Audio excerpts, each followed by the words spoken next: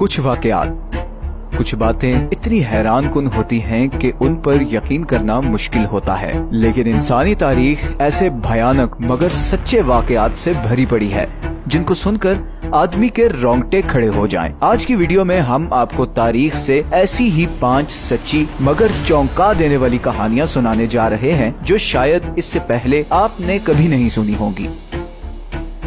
15वीं और 16वीं सदी को इटालियन रेनेसांस का पीरियड कहा जाता है। ये वो जमाना था जब इटली का कल्चर और आर्ट पूरे यूरोप बल्कि पूरी वेस्टर्न दुनिया पे छाया हुआ था। Leonardo da Vinci, Michael Angelo इसी इटालियन रेनेसांस के दौरान पैदा हुए और पूरी दुनिया को ऐसा मास्टर क्लास आर्ट वर्क दिया जो इससे पहले इंसानों ने कभी नहीं देखा था। लेकिन इसी 200 साल के दौरान एक बहुत ही भयानक वाकया हुआ।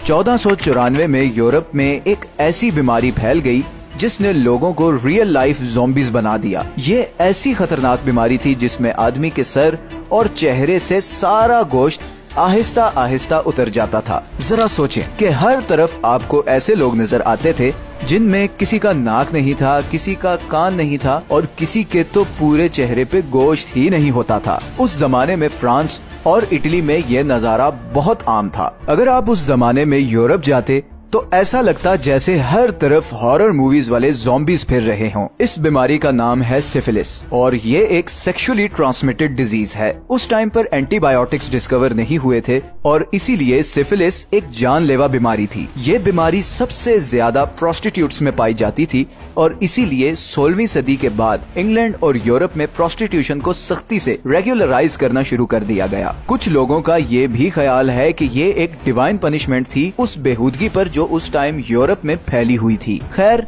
1906 में पहली बार इस बीमारी का एंटीडोट डिस्कवर हुआ और फाइनली इंसानों को इस बीमारी और इसके सिम्टम्स से निजात मिल गई।